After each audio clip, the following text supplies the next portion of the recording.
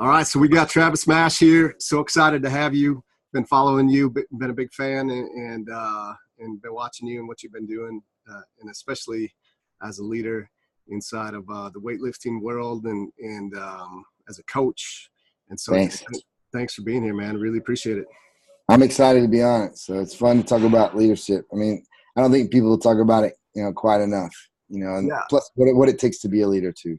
yeah, absolutely. I feel like it kind of leadership and maybe that subject, that topic got ran pretty hard in the 2000s and kind of maybe got to the point where some people got tired of it, but it's definitely an important one. And so championship leadership is the name of this podcast. And when a friend recommended that name, I wasn't sure about it. I was like, championship leadership, and but it kind of stuck. It's definitely grown on me. And so I like to ask, what do you think of what does it mean to you when you think of championship leadership? I mean, someone who can motivate others to, either do something or be better or, follow along with their ideas. So it's kind of, a broad thing, but it can be applied to almost anything. Family, how do I lead my family? How do I lead my athletes? How do I lead my employees? So it's just, it's being willing to get in the trenches and show them that you're willing to do the work you're talking about and them falling in line with what your plans are. Yeah, absolutely. So tell those that are listening here, just give us a little background on yourself and you can go as deep as you want to, and just to let people know who you are and your journey, because you definitely are a championship leader in my eyes for sure. And so I just, fill us in on your story, what you're up to, what you do. All right. What's brought you to where you are today? Well, I'm from the mountains of North Carolina, small town that you guys have probably never heard of. But I guess the closest town would be Jefferson, North Carolina, but it's from a smaller town even than that. So I grew up 30 minutes down the dirt road, if that tells you anything. Yeah. Nobody else in my family went to college, so I got very lucky. I grew up, loving to read, and that helped me, as far as educating myself and teaching myself decent grammar. I mean, I'm from the Appalachians, so I do my best. And then I was lucky enough to get involved with weightlifting when I was 11. And when I say weightlifting, I'm talking about space lifting. I started at a gym and started doing the basics, and then but at 12 years old I started competing in our local, what we called powerlifting, but it was clean and jerk, squat, bench, deadlift. So I got started early. And we had a decent coach. I mean, for the area in the mountains, I'm blessed. And so the weight training led me to, do better in sports. And so I was able to play football at Appalachian State University. And I think, one of my first examples of a good leader was our coach, Jerry Moore, who, he taught me that, as far as mindset, if you can't say it, you sure can't do it. Every year our goal was to win the, national championship. And I think that inspired me the most. I remember the day he walks in and he says that, I sat up in my chair straight, and I'm like, it was just, I guess where I'm from, that people don't talk about winning a national championship. You talk about making the state playoffs. You talk about, but you never talk about actually winning state playoffs, winning the national championships. And so it was a first for me, and it stuck in my brain. And then after college, I went to in Colorado Springs, so I wanted to do weightlifting. And my first coach was a two-time Olympian, Wes Barnett. And so now I'm starting to be around guys who are used to being the best in the world. And then so I went from nationals to now worlds, and then then I got invited to Olympic Training Center. Now I'm surrounded by athletes who all have a mission of winning. My coach there was Dragomir Sirsilone, who was a bronze medalist from Romania. And I think right in there, everything changed for me. My mindset, what I believed it was capable, I definitely had what I would consider a paradigm shift as far as what I thought was capable of me as an athlete or anybody else. And it's basically just what you believe that you can do is what you're going to do, to a degree. I mean, if you have zero genetics, you're not going to do well. But if you have decent genetics and you believe it, you've got an advantage over the other people who don't. So that's kind of the start of it all. And then I went to powerlifting, and, because, I should tell you first, I came home from Colorado Springs. My father got sick, and so he got diagnosed with terminal cancer. And so I had the choice of staying, pursuing weightlifting, or going home. And so I decided to go home, which I don't regret at all. And so there, back in the day, there wasn't a CrossFit in every corner. Yeah, So right. there was no weightlifting where I'm from. So, but anywhere you can powerlift anywhere. So I did that, and so about 2001, I started powerlifting and did really well quickly. There was this professional organization called the WPO, and so I won my first championship in 2002, my first world championship. And then in 2004, I broke the all-time world record. 2005, I broke it again. And then I started coaching athletes, and here we are. And so, yeah, now I coach mostly weightlifting. Yeah, so you went from playing college football to and actually, I remember hearing your story going out to the Olympic Training Center was quite the story in itself, right? Yeah, just like, I had $200. I'm a poor kid. I grew up with a single mother, and I had $200 to my name. And I remember when I left, my mom was like, I'll see you in a month. She was doubting me, and I'm like, you're probably right, but I'm going to try this out. But that whole drive is 23 hours. I drove straight through. I didn't get a hotel or anything. I drove straight there, and I remember I wasn't concerned. I wasn't like afraid of like, what am I going to do? Where am I going to live? Which, looking back, I'm like, I was probably crazy because I should have been thinking those things. But I was just like going out there, excited for this new adventure. And I was just thinking to myself, here's what I'm going to do. I'm going to I already knew that Wes Barnett was coaching at the World Gym on 8th Street in Colorado Springs. So I was going to go there first, meet him, get my coach, and figure it out. And so I did. I got there. And, before I say this, I want to tell your listeners, don't do what I'm about to tell you. I got lucky. Like, I'm not telling anyone they should do this, but so I showed up at World Gym, hadn't slept 23 hours, walked in, and this big tall girl who's still my friend, Anna Timchenko, is she's a 6'1" Russian lady. Number one, I was thinking, oh my God, is everyone this big in Colorado Springs, but I was like, is Wes Barnett here? She's like, yeah, he's in the back. So there was a section in the back of World Gym, and it was designated for Olympic weightlifting, which I thought was cool. But so I go back there, and I see him, and I'm like, hey man, like I just drove 23 hours. You gotta coach me. And he's like, yeah, I'll coach you. And he asked me my background. I told him I was, a college football player. And anyway, so he said he would coach me. And luckily though, here's where luck came in. Is the owner of the gym was there at the time being coached by him in weightlifting. And the owner was like, where are you going to work, man? I'm like, I haven't thought of it. He's like, do you need a job? I'm like, yes. So he gives me a job. And then as I'm walking out to my car, the trainer there, Ryan Mitchell said, where do you plan on living, dude? And I'm like, I have no idea. And he's like, he said, do you want to crash with me? And I'm like, sure. So like within an hour of being in Colorado Springs, I had my coach, I had my job, and I had a place to live. So that was a miracle. Don't do that. Like, I've had people show up here at my gym before, and they're like, well, I heard your story, so I'm doing what you did. I'm like, well, I got lucky, man. And you're not getting lucky today. So, but oh man, I tell you what, that's an amazing story. And like, well, God is good. I'll tell you that much. Cause that, like for that to happen is just crazy, man. But it is crazy. But when I hear that story, I just think of like perseverance and just knowing what you want and going after it. And when I think of a leader, like I think of being able to make decisions or making decisions just with this belief, almost this faith that like it's going to happen, right? And I mean, where did that come from? Was that something that you just always have had, or? It's crazy because neither of my parents, had that. They're both, they're very. My father was a great dad, and my mother was a great mother. But they both grew up in the mountains, stayed there, worked there. Neither one of them were like big risk takers, and so. I just, immediately as a young kid was not afraid of taking a risk of like, I grew up on a 600-acre farm of my grandfather's. And so like I would just wander in the mountains, as a young 6-year-old thing. I look back and there's no way I'd let my kids do whatever. Yeah. But I would just wander and I wasn't afraid of anything. And I don't know, I've always been, even as an older guy, even though I'm some of the things I wouldn't do, but I'm still not afraid of taking like, you know, a wise thought out risk. You know, it's just something that was instilled in me as a kid. I guess I was born with that. You know? Yeah. And I think, you know, there's a lot to be said too.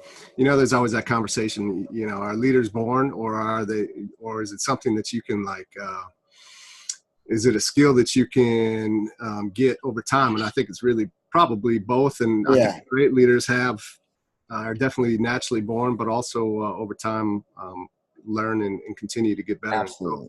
Absolutely. As a leader, like you should try to sharpen that skill just like you do anything else. I mean, Lord knows I do, like, you know, even lately, like, because it's different. Like, I feel like in business, especially, I feel like I do a good job leading my athletes, but as far as leading my employees, sometimes things have changed so much. Like, you know, it's more the internet. They don't have to come to work. You know, they can do their job from home. And so, like, I don't feel sometimes that I'm doing as good a job leading them. And so, like, I talk to my best friend all the time, who is a great leader in business. And so I'm still trying to grow my skills as a leader in business. Yeah. Always. Yes. Yeah. So let's come back. You talked about, there was like you called it a paradigm shift. I think it was when you were being coached by the Romanians. Yeah. All of that, you know, like from where I heard, let's win the national championships to, you know, to going to Olympic Training Center and being around the best. Yeah, it was a shift of like, you know, just where I'm from, it's like the mentality, it seems like, now I'm not going to generalize and say everyone, for the majority, it's like, you know, if someone were going to say to them, you know, to their parents, hey, I want to be president of the United States, they would be like, you know, you'd probably get the parent would say, you know, come on, be realistic, you know, why don't you be a nurse? You know, as opposed to like, you know, like my mom, and God love her, she's the best mother. And she drove me to do good in school and she made sure I was hanging on the right people. But like, you know, I'll hear her talk to my niece and she'll be like, oh, you should be a nurse. And I'm like, and my niece is super smart. I'm like, why you want to be a nurse? Be a doctor. You know, so it's just a shift in mentality of like, yeah, I don't want, I mean, nothing wrong with being a nurse. Anyone out there being a nurse. Absolutely. But like, you know, why are you encouraging her that she never said she wanted to be a nurse? You know, so like, encourage her to be a doctor. Like, you know, when my son's only 3, you know, he said, Daddy, just the other day, like maybe a month or 2 ago, wasn't the other day, he said, I want to be a doctor. And I was so happy. You know, I was like, so I start talking to him about, even at 3, I'm already talking to him about, well, what does that take? You know, good grades, you know, don't get in trouble, like all the skills he's going to need to acquire. But I will, you know, and I'm going to support whatever their goals are. With that, I'll never ever say be realistic. I'll never ever say, come on, you know, do the easy thing. I'm going to say whatever they tell me they want, I'm going to tell them what it's going to take. And I ask them, are you really willing to do what it takes? Yeah, that's powerful. You know, because you think about true leaders, championship leaders, they're not just out, they're always leaders, right? Like you're home with your kid, he's 3, you're already talking and leading him and guiding him like to the path. All right, this is what you said you want. Like, this is what it's going to take. Right. Do you see yourself doing that in all areas of life? Yeah, you know, probably more as a father, because it's more important to me. Like, you know, I love my athletes, and they're very close to. Well, one is my godson, so I take it almost the same as my kid. But yeah, taking more importantly there, and then yes, my athletes. Like the last thing I want is to raise an Olympian who's a terrible human being. So I want my athletes to go on to do great things in life. Like after you and I talk, I'm talking to Adi Zucker, who now I came to see her last night. She got married. It's Cashew, yeah. And so, but like to see my athletes go on to do great. She's the owner of Working Against Gravity, and see her go from being an athlete here to like this, you know, entrepreneur who's owns $1 million company. Like that's what I want to see. I want to see my athletes going to do greater things, not just to be a good athlete. I mean, I want them to. Don't get me wrong. I want to win as bad as they do, but not at the cost of them being terrible humans. Yeah. What are you looking for? So, you know, a lot of times we think about a leader as a leader that just can take their team, this group of followers, these people that are willing to follow them wherever they are going. But let's look more important, like what's the conversation or what's the thought for you around inside of your team, developing other leaders? And like even you work with a lot of youth, right? Yeah, a lot of youth, a lot of juniors, a lot of, you know, seniors, all 3. Okay. So yeah, I mean, talk me through. I mean, do you think about that? Do you try Yeah, and build that up inside of these teams, and what would be the importance you see in doing that? absolutely. We already have. It's cool the way we've got it designed now. It's like Hunter is kind of like the captain, female captain, and Nathan is the male captain. And so now when I'm not around, or if the room, because we just lost a coach. We had Don McCauley. We didn't lose him, but like he's been diagnosed with cancer, so he's moved to Florida right now to go through all these treatments. So I'm the only one there now. So they help me help grow these athletes. Nathan is a huge influence over the younger boys, and that's a good one to be a good influence because now he's got his life is very organized, he's very focused, and obviously he's good at his sport. And Hunter is like even more organized and more like focused on what she wants. And so she helps me with the girls, and like I start talking about the boys, about the futures, about what are you going to do past weightlifting. So yeah, the different stages becomes a different development. Like Nathan and Hunter are more in the captain role of like helping me develop the younger ones. The younger ones are starting to like think. I want them to think about with this popularity you're getting, like what do you want to do with it? Like with Morgan and I, who's like my 15-year-old, who's just a freak. I don't even know if he's human, but we'll talk about like what are you going to do so you get popular. Say you win Olympics, you become the strongest American of all time.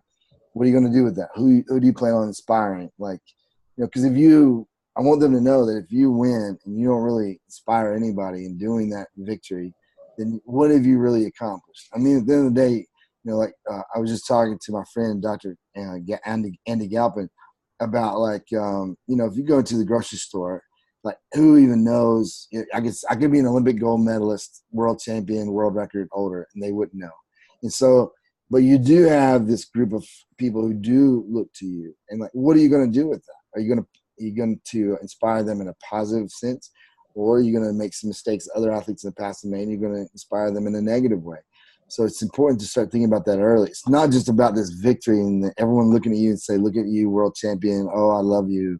Like that's very shallow. And that's why a lot of athletes end up being depressed and, going through all kinds of mental, breakdowns after they win, because they realize that, the skies didn't open up. It's not like now you're a god. You're not. There is a God that's in control of you, and so it's learning that stuff. Yeah, that's powerful.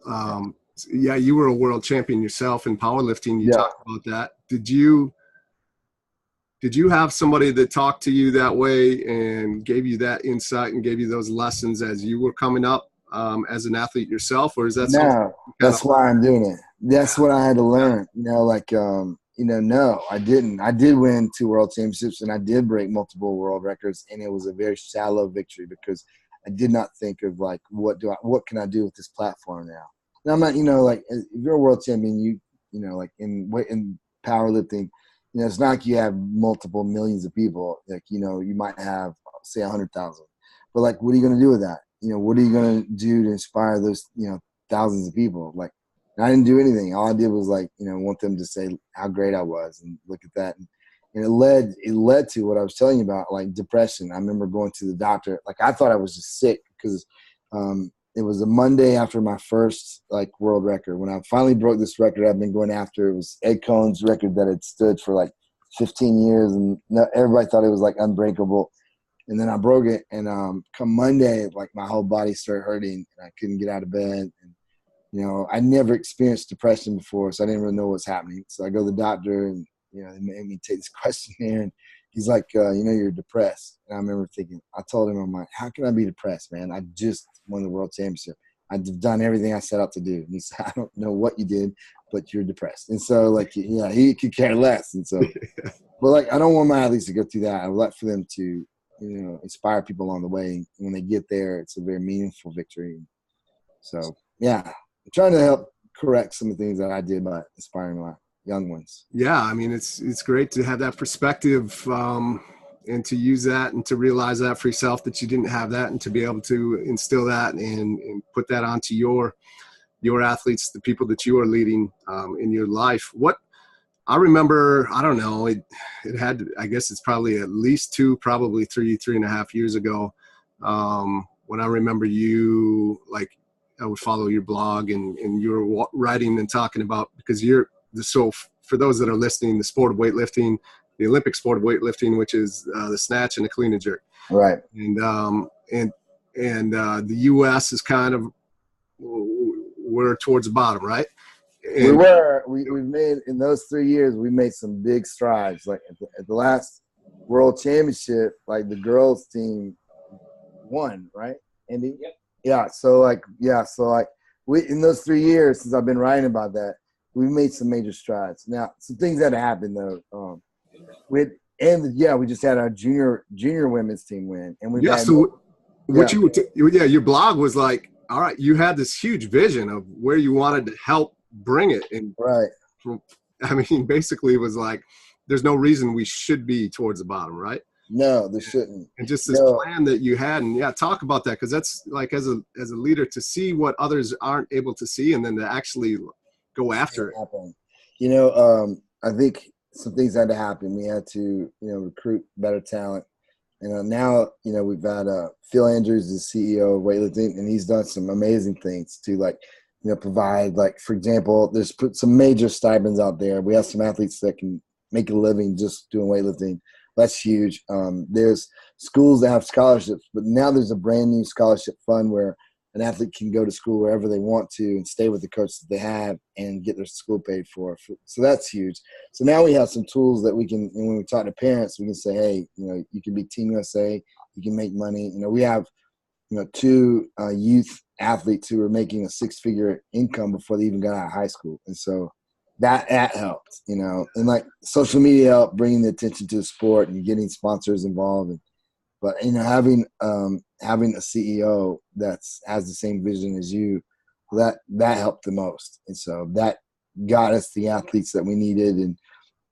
And for now, we now have a decentralized Team USA. So like we used to have Colorado Springs, was everyone, all the best of the best would go there, and when we decided to go away from that, now they start supporting the regional training centers like mine. And that's helped a ton. But then there's 2 coaches at the top, Piros Dimas, so what they do is when we go to a bigger meet, they help us, make sure we make the right decisions, make, unemotional decisions. If I were coaching one of my athletes, maybe I would make, I'm thinking more emotionally because they're attached to me. So they become more of the, decision makers along with what we're saying. But having coaches, him and Mike Gattone, and they're not thinking about making teams anymore. They're thinking about medals. I'm telling you, just being able to say that is powerful because, it just shifts everyone's mindset from the top down. But, if your top people are just talking about, hey, we need to make the Olympics or we need to make a world team, that's all you think about, Then as a coach, I'm just saying, hey, here's what we need to do to make a team. And now we're talking about what do we need to do to medal. It's definitely, since they've come on, it's changed a ton. Since you probably read that blog, a lot of the things I wrote about are actually happening. So I'm excited. That's incredible to be able to look back and to be able to see where you've came from, and then to know just the work that's still ahead. But talk to us about your team. I still see you on social media and the team and what they're doing and the lifts they're making and the posts that you make and a few shots recently of just group shot of your team and how it's grown and how did you get to that point? What have you done as a leader to really create that environment, create the team? Well, I had Coach Selm Waxman, who was a mentor of mine. One time, maybe about a year and a half ago, he calls me and I didn't answer it first. And then he texted me. He's like, you need to answer my call. so I go get on the phone and, he's just telling me about some of his thoughts about my team. He's like, look, you're going to have to make some major decisions. And you're probably going to have to get rid of some of your top guys. Because I had some people, I'm not saying they're bad kids. They just did not fit my culture. And it was causing problems from them down. And they were the top of the food chain at my team at the time. So it was really causing some issues. And so since then, we've went to at least 3, maybe almost 5 of our top athletes are gone. And so I still love them you know, some of them don't love me, but I still Yeah. love them. Yeah. It just wasn't meshing. And now the culture at our gym is so awesome. And like everybody gets along. You don't have that one person who's a poison. You don't like, you know, I remember there was a time where there was at least a year of where I did not enjoy coaching anymore. And Really? like, yeah, really. And I was really considering like, you know, getting a coach and just, you know, going and like, you know, riding full time and not coaching. And but now I can say I love my team again like I used to. And it's been a big change. But sometimes you're gonna make some hard decisions, and it's tough because, you know, a lot of coaches in America dream of getting one international athlete, and I happen to have a bunch. And so, and to get rid of some of the ones that these dudes would love to have, that was a hard decision, but it was a good one. Yeah, that's what I was just thinking. Like, you know, a true championship leader is going to make the hard decisions, even when you don't want to. When you know, it's just when you, like you said, everybody else, like there's a ton of other coaches out there that would die to have these athletes, and you got a handful of them, and yet you to not only recognize that you need that needs to happen so that the whole team as a whole can grow, but also to go and have that hard conversation and make the decision. I mean, because a lot of people are just not good. They know that they should, but they won't because they don't want to have that tough conversation. They don't want to confront. They don't want to have conflict. They just want to try and put a patch on it and hope that it works, right? Yeah. So talk through that time. That's interesting. I didn't realize that you did that. And but we've got a whole different team, and now we have more international athletes than we've ever. So now we have, you see, 3 set to go on the youth world team, 2 set to go on the senior world team, and 2 females that I hope to add here in a few weeks at the AO3. So we should have, and at least we should have 4 seniors going to senior worlds and 3 youth going to youth worlds. Wow. So in the coming year, so like it's gonna be exciting. Yeah, that's awesome. Yeah. What's let's talk a little bit. What are the characteristics that you see? You know, there's a lot of different characteristics of what people would think as a true leader, championship leader. What are the biggest characteristics that you think of, or maybe that are strengths of yours that really help you to create the team to be the leader that you are? Well, I mean, you know, they got to see that the leader is willing to do more than that they're asking. And so, like, you know, they see me working harder than I'm asking them to work. They see me doing the things I've already done, the things I'm asking them to do. So I'm not just somebody who's saying, you know, do this. I'm not going to do it, but you should do it. You know, like, you know, I'm a General Patton type of leader. You know, like lead from the front. You know, lead by doing, and then you have the power to say something. I see so many lazy leaders, and I don't really consider them leaders, but you know, they're not willing to do any of the stuff that they're asking people to do. And I'm like, you know, if you're not willing to do it, you don't need to be telling someone else to do it, you know? So my athletes know no one is going to outwork me. As an athlete, no one outworks me. That's why I won, you know? So I think that's the biggest characteristic is like being willing to do whatever you're willing to tell somebody to do. So that's the biggest pet peeve of mine. Someone saying, hey, you need to go clean the bathrooms. I would never clean them, but you need to.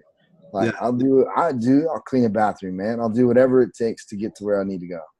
So. That's powerful, man. That's, you know, it's like there's the standard, right? And then there's like the standard that you set as the leader. Yeah. And that's what I hear you saying is just exactly right. Yeah, that's beautiful. I want to talk, you know, a lot of times we'll talk with our guests. It's fun to talk about the successes, the wins, you know, how you got to where you are. But in doing that, I think you skip over a lot of the not so sexy parts of getting to where you're at. And is there a time or a point in your life where, man, it was like, all right, this is the major decision point, defining point in my life, or one of them? And a lot of times I realize we probably have a few of those defining turning points, deciding points in our life. But is there a time where you can really look back to that just automatically comes to your head where, all right, if I had gone left and like just taken the path that everybody else takes versus the way I went, I would not be where I am today? Yeah, I mean, there was a time like right around when I met who's my wife now, but like right around 2006. So 2006 and 2007, like, so I come across all these injuries. So powerlifting was not working out. man, like my father died at the end of 2005.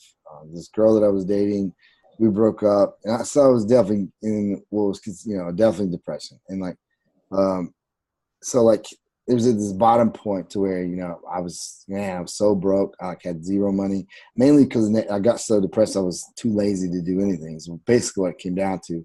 And, there came a time where like I needed to like either figure this out or just go get a regular job, do something. And that's when I started talking about, or starting to, look towards God. And then I met my wife, who started, talking to me about, God. And then I moved to, I had a decision talking about a fork. I could either go to Westside Barbell and train with Louis Simmons, or I was going to go, take this job, Division I performance, working with athletes. And, and it was a hard decision because I was like, one, I know that I'll be the best powerlifter that's ever lived on earth. If I go there, if I've already beaten all these people on my own, if I go to this gym, I'll probably do things that have never been heard of, but I'll probably die. I'll probably get killed doing it. But I chose to work with athletes, and that as I'm gone, went to Chicago to be the national director.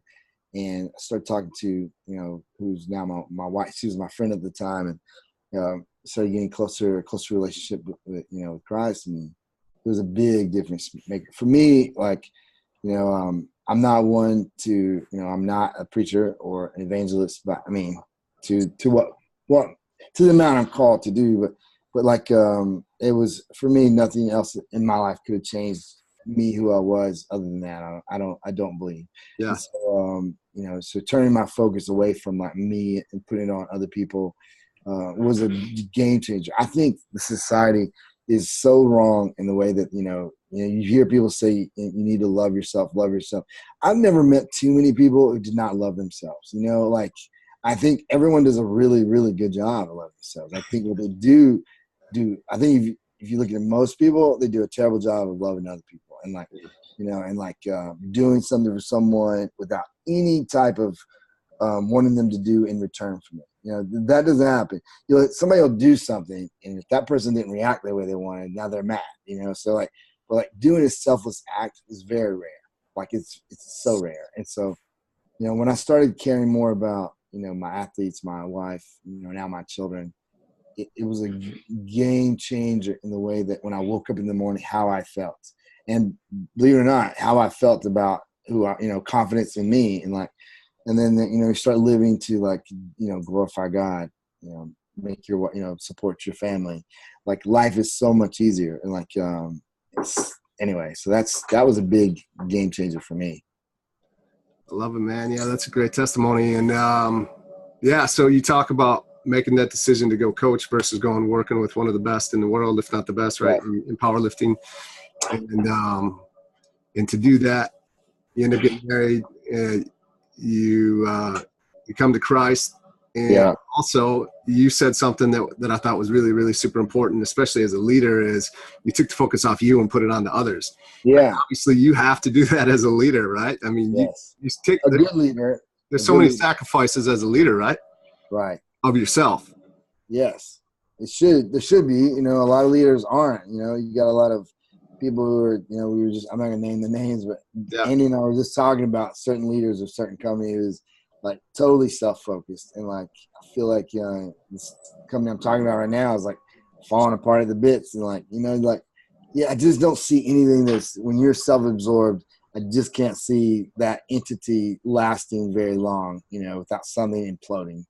But that's just me, that's all I can tell you about is like what's in life has worked for me, and loving other people and doing for others and making every decision and really considering like how that other person is going to be affected. I'm telling you, it's a game changer. It'll change your life, and you'll sleep better at night too. Like if every decision you make is like you thought it out about how that affects the other person, and yet you went ahead with that decision, you can live with that. Either way. Yeah, that's powerful, man. Thank you, appreciate that. Well, I know you have. I know you got a busy day, busy schedule. So number one, I just appreciate you taking the time to be here today with us. And to close it off, I'd like to just open it up. Like, how can people find you? How can they follow you? What you got going on? And just let let the listeners know how they can see more of you and what you guys are doing inside of the sport of weightlifting. Well, you can go to masterelite.com and like everything's there pretty much. You know, our articles and videos and, you know, all the things that we do are right there. You know, you can go to Instagram, you know, Master Elite Performance. So yeah, Right. or Facebook, but we do more stuff, it seems, on Instagram. But yeah, those are the main ways. Yeah, that seems that the shift to Instagram seems to be coming and happening faster and faster today. So yeah, man, I'm just trying to figure out this whole social media world still. Yeah. That's why I got, you know, my business partner Lauren. It's his job to help me figure that out. It's good to have people to help you in those areas of weakness. That's for sure. So that's right. I appreciate you, Travis. Thank you so much bro. for being here. And yeah, just thanks for the time. All right, man. Thanks.